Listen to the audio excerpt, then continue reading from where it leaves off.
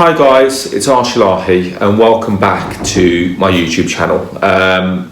Today's session is something a little bit different. I'm joined in the office today with Murray Alexander. Cool. Hi Murray, how are you? Good, I'm good. So Murray, okay, today's session is all about the one thing which I believe is the key to success in property. Now, this may seem like it's a really simple tip, but believe it or not, not many people do it, and I'm hopefully going to be talking to Murray about it and get his real life view on it. And that word today is consistency. Before we go on to that, I want you to, if you can, share this video, press like, press subscribe on by clicking the buttons below, and also share it on your social media tips, on your social media channels, because this is going to be certainly something that most people procrastinate over. So, Murray, just give us a rough indication. Who is Murray? Where does Murray come from? And what's Murray's background? Right, so I'm Murray, obviously, you know my name. I'm originally from London. I live in West London.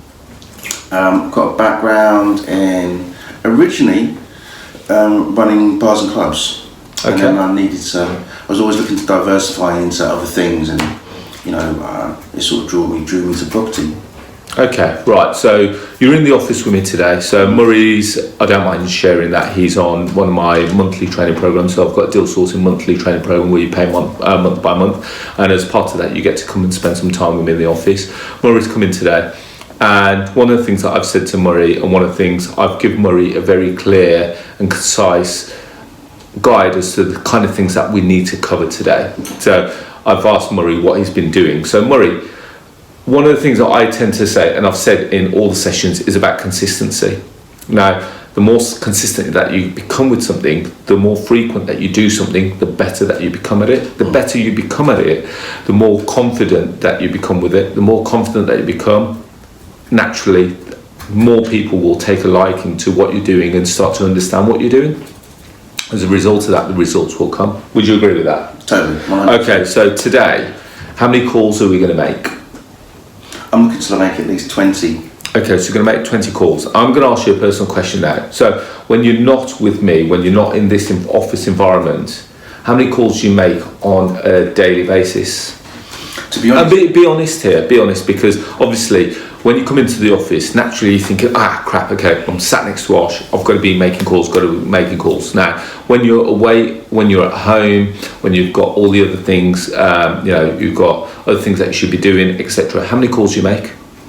it's been, to be honest, it's been sporadic. I've made maybe like 8, and it's been spaced out. I've not been organised, where I'm trying to do a bit of the research, I call a bit of the research, and I had to take a step back and realise prior to coming up here, I needed to sit down, get my research together, so I could go cool, because I wasn't flowing, I wasn't getting into a rhythm.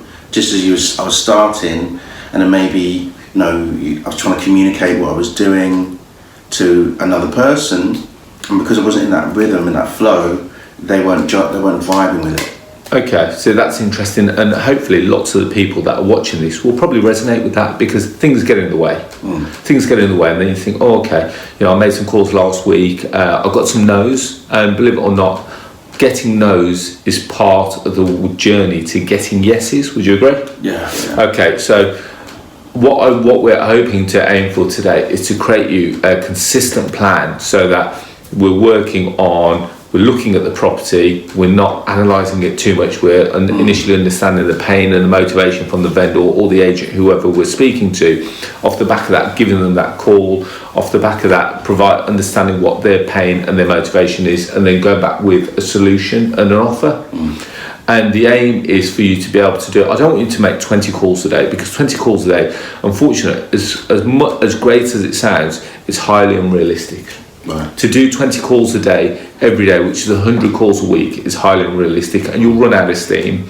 One thing that I will say to, especially the guys watching on YouTube, you've got to make it realistic. You've got to have a look at the time frame that you've got available to you. And also, so if you're doing this on your lunch break, you're doing this in the evening. If you're doing it in the evenings, let's face it, a lot of the agents are going to be shut in the evening. So you're going to have to call landlords, or you're going to have to call owners. How many of those are you going to be able to approach? If you're doing it in your lunch break, how much time have you got, as well as eat and as well as live and communicate with all the other things that you need to do? So create together a plan. How many calls are we going to make a day? Is it going to be 2 a day? And I think 2 could be a very good starting point. Even if you start it as 1, work on the basis that you can make 5 calls a week. Then start to potentially think, okay, I've done 5 calls a week. That was quite easy. Could we take that up to 10 calls a week? Could we take it up to 15 calls a week? But the aim of it is to make sure that you're definitely hitting those targets. Make sure that you're doing those 1, 2 or 3 calls a day. And you'll see that by doing that call, you'll think, okay, that call didn't really go according to plan. They said no to me. What was it about that call? Did they understand what we're offering? Did they understand what I was offering? Did they understand who I was and what I'm bringing to the table? Did they understand the benefits of everything that I'm doing? And if they didn't, what do I need to do now to present it in a more and clear and concise manner? And hopefully you'll resonate with that, because some people like the idea of what you're offering, but they've not bought into you. And this is where you've got to kind of question, almost like yourself. And because you've got to think that there'll be 2 people. I could have 2 people in this room with me right now. So I could have Murray, and I could potentially have someone sat with Murray. And I will give them both exactly the same information. Now, they'll both go off and make calls. One person may flourish, and they may start to get yes, yes, yes, yes. The other person may get some no's. Now, my question is, what is it that they've done that the other person hasn't? Because they've both got the same opportunities, they've both got the same amount of people to call, one's succeeding and one isn't. And if you've been on a training course and you've now been added into a WhatsApp group, whatever it may be, or you've been added into a Facebook community, you see some of the people going, yes, got my first deal, yes, I got my first deal. And you start thinking, we both had the same information. Why is he killing it and why am I not? Why have I not pushed on as further as I should have been? And this is the question that you've got to ask yourself. Have they been making the calls? Have they been putting the time in? And you've got to diarise it accordingly. So Murray, as he said, today we're going to try and do roughly around 20 calls. But then when he leaves here today, is he going to fall off a cliff? Is he then going to go back to making 1 call here, 1 call there? Because that's not consistent. More importantly, all the stuff that he learns here today, over a period of time, we'll forget. And the aim is that the 20 calls that he makes today, I want him to create his flow. I want him to become comfortable. I want him, everything, all the information to become almost like second nature, so that when he speaks to the vendor says, yeah, to be fair, I like that guy, Murray. I understand what he's offering. I understand the benefits that it brings him. I also understand the benefits that it brings me. And as a result, yes, I want to work with Murray. So I've listened into 2 of Murray's calls this morning, both with agents. Both agents seem keen. Now, originally, when I sat down with Murray, I said to Murray, what is it that you're going to be proposing from the outset? And Murray said, well, I want to see if we can do a deal with him. And I said to him, no. I said, let's not do a deal on call number 1. Call number 1 is understanding who the agent is, what kind of properties they've got, and can we kind of work together? Let's break the ice. Let's build some rapport. So I'm hoping that if you call an agent and try and get to the business end straight away, they don't know who Murray is. They don't know what Murray's all about. As far as they're concerned, Murray is just another person on the other end of the phone trying to cold call them and trying to pitch to them. And this will be the difference. So when you're doing these and you're doing these calls, think about it. Why would they sell to you? Why would they do business with you? So why would they do business with Murray? They do business with me because I feel that I can help them. I can help them with the issue with. But what makes Murray any different to any of the other guys that I've probably called them throughout that day? Because I'm looking for rapport. I'm looking to create something long term. Absolutely. And that is the key. And more importantly, maintaining that communication. So if you call that person and you don't follow up with it, is that consistent? No. So the money's actually in the follow-up, and you probably hear that phrase all the time, but if you're not following up, you're leaving money on the table. So Murray, what's your plan of action? My plan of action is to go through, to ring, to ring up these agents, communicate about a particular property, and also explain what I'm doing and other properties that the kind of properties that I'm looking for clients, and to help jog their memory and build that communication, and they say, well, how can we progress this further? So you're going to call them initially? Yeah. And then after the call, what's the next step? They send the email to confirm. So you're going to follow up with an email? Yeah. Okay, so we've been through, so I've created almost like a template for Murray that is going to send this out to the agent, say thank you very much for the call, just to recap, here's the things that we spoke about, and then what's after the email? After the email, it's then finding out how, if this is something that they'd be willing to do.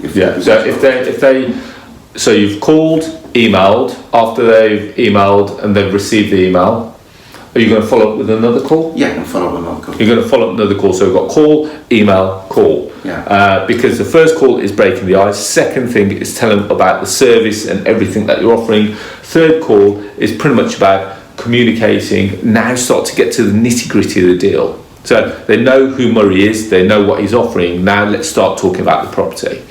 What property have you got? And by the way, Murray's kind of looking at rent to rents today. We're concentrating on Brighton? Yeah, Brighton, yeah. Brighton, okay, so we're concentrating on Brighton. Believe it or not, we're based in Wolverhampton right now, so we're not actually going to view any properties. We've got no intention of driving to Brighton today, but the aim is to get a deal out of Murray today, whilst we're based in Wolverhampton. And everyone can do this. We've got to remain consistent in our action. Remember the flow. Call number 1 won't be great. Call number 2, you will get better than call number 1. Call number 5, you will be on the way to getting much better. Call number 10, you should start to get your flow. The more calls you make, the more confident you become. The more confident you become, the better you know your product and your service that you're offering. The more and the better you know the service and the product that you're offering, the more chance that that person that's listening to what you're saying is going to be able to interpret that information and kind of understand your product and offering. As a result of that, they should then be able to say, yeah, okay, I get it, let's work together. If they don't understand it, they don't understand the way that you've communicated, why would they work with you? And this is a key point. Consistency, clear and concise. Is there anything else that you want to add to that, Murray? Yeah, coming here today with you, even so far, even with just 2 calls, it's a game changer, because I was putting so much overthinking and over effort into analysing his deal. I'm so glad you said that. Rather than building the relationship first and seeing if we can work together. Because they could have a great deal, it could all work out, but if they don't want to work, there's not that connection. It's wasted. I've wasted all that time. How long would it have taken you to normally just to appraise one deal on average? I wouldn't have just done one. It would take ages. It would take a big portion of the day. So they'll set aside part of that day, and then you get into the call, and then if you analysed it, and then I've made a phone call, and it's a no-go. They just, my flow's not there to be able to build that relationship. So what Murray's basically saying, that what he used to do before coming here today, he used to look at a property, then he used to analyse it to the nth degree and then call the agent.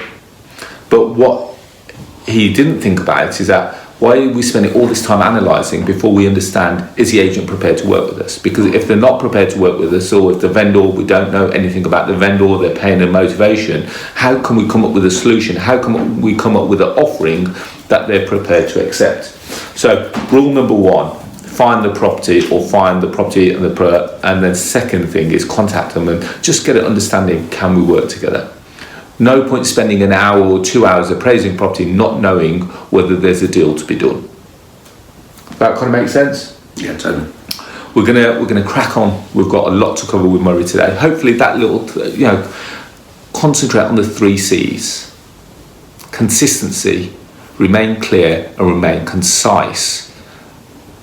And as a result of that, keep following up. So hopefully you've enjoyed that session. As always, we've always got free information for you. So my question is, have you downloaded or have you listened to my podcast, which we release every Tuesday? Do you listen to my podcast? I've only just started getting into it. Thanks, Murray. Thanks.